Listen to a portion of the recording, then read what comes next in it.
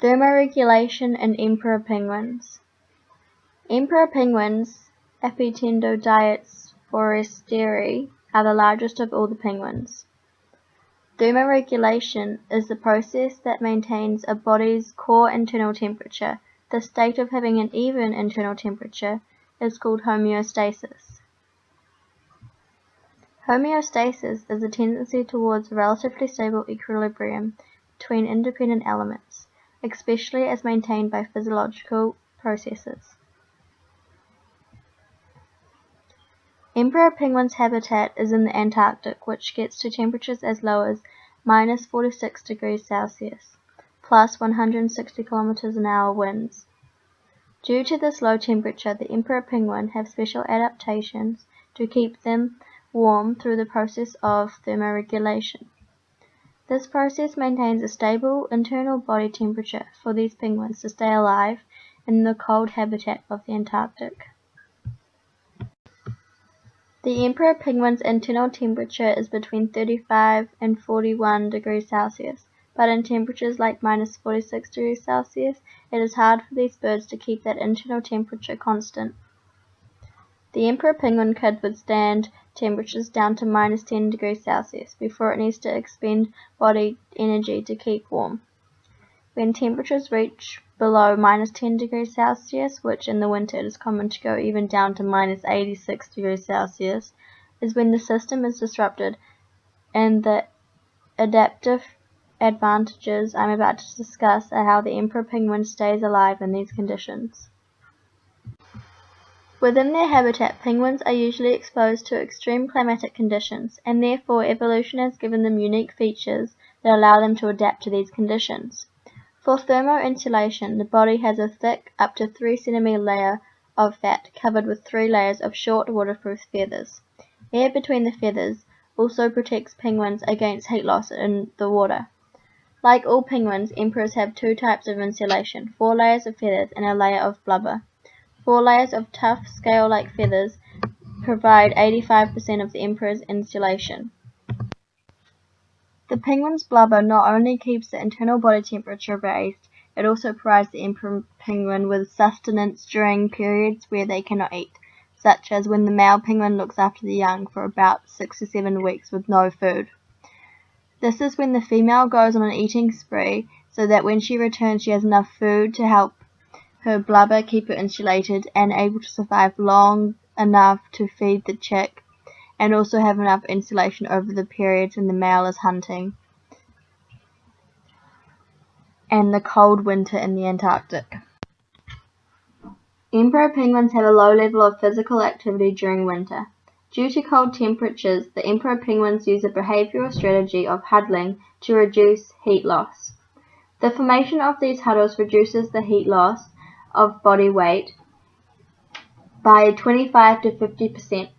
Huddling enables males to survive the long incubation fast, since the warmer they are, the longer their fat lasts. The temperature inside the huddle can be as high as 24 degrees Celsius. The huddle of up to 5,000 birds moves as a whole with a circulating pattern. These birds keeping their backs to the wind, each penguin rotates in this huddle to make sure the penguins are not on the outside of the huddle for too long, and that each penguin gets a decent amount of time in the center where the warmth is greater. This method of thermoregulation keeps the birds alive during the tough climate of the Antarctica. They work together to increase the internal body temperature. Emperors have a highly developed counter-current system. Some animals, such as the emperor penguin, possesses the ability to control the flow of their blood through their veins. This is called selective vasoconstriction. They can do this to warm up or cool down important regions of the body in temperatures that exceed outside their ideal conditions. This diagram refers to selective vasoconstriction in a cold environment. Adrenaline causes the constriction of the blood vessels, which causes the majority of the penguin's blood to be shunted directly back to the core of the body.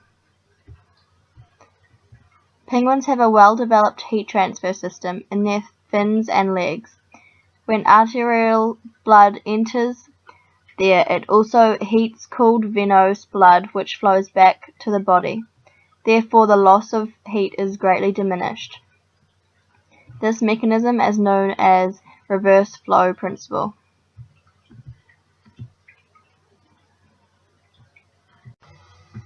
This is a diagram of a negative feedback loop for the emperor penguin.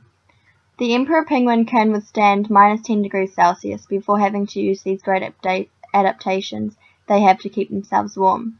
The main internal adaptation is the selective vasoconstriction process mentioned previously. If temperatures were to go below minus 10 degrees Celsius, it would disrupt the penguin's internal temperature. This would be where the penguin's adaptation would become vital for survival. In the flippers or bill on the penguin is where the cold would be felt first. These are called receptors. These receptors send a message to the hypothalamus, which contains neurons that respond to temperature change felt in the external areas of the penguin's body. The hypothalamus then sends a signal to the effectors, which are the veins in the penguin's flippers. They reverse the flow of the blood back into the core. This enables the penguins to keep the vital organs in its body warmer and conducts more heat. The response is that there is less heat being used in the extremities, as the warm blood is being pushed into the core containing the vital organs, so the penguin can stay alive in these harsh conditions. Emperor penguins are highly adapted to cold environments. Emperor penguins have nasal chambers which recover much of the heat lost through breathing, and closely aligned veins and arteries which enable these birds to recycle their own body heat to keep themselves warm and are able to survive in these harsh conditions. The term extremities is used to mean any body part that is removed from the main body. In humans, our hands and feet count as extremities.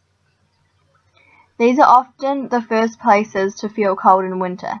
The same applies for animals. Emperor penguins have a very small bill and flippers. This means less blood is required to these areas, thus less heat is lost. This means that penguins have less extremities and are able to keep the body warmer. If emperor penguins didn't have these special adaptations, it would result in a breakdown of the control system, thermoregulation, as during winter temperatures go as low as minus 10 degrees Celsius, which emperor penguins can't withstand. This would cause the penguins to get hypothermia and possibly die during the harsh conditions in the winter of Antarctic. About 50 million years ago, it is said that the Antarctic was once covered in rainforests and temperatures as high as here in New Zealand.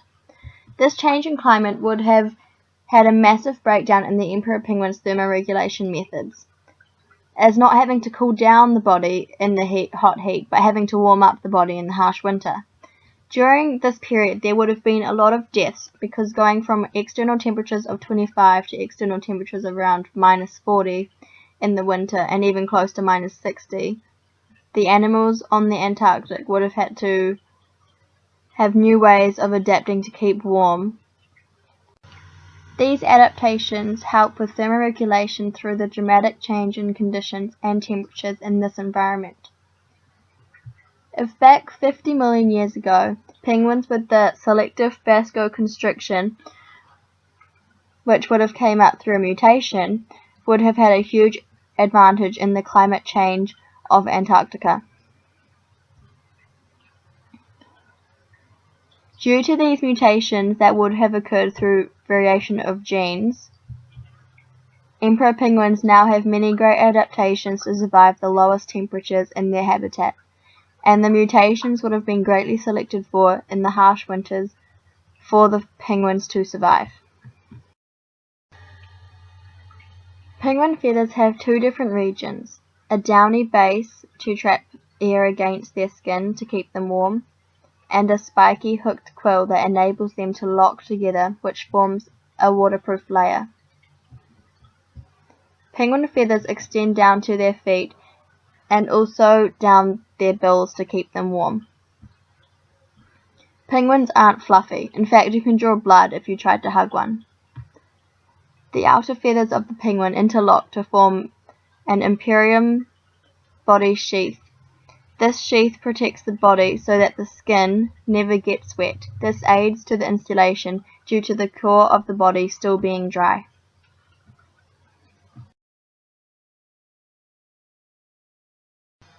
Penguin feathers offer the penguin for great dynamic insulation in both air and water.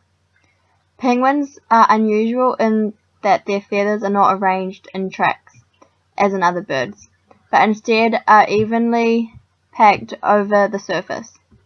The feathers are short and stiff. The shaft of the feathers have a muscle attached to them that can pull them down into a compressed tight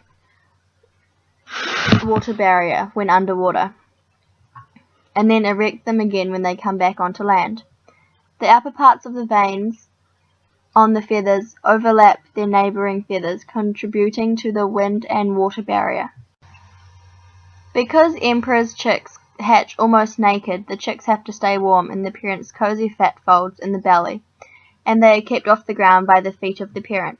This process enables the chick to stay warm in these harsh environments and for the species to carry on.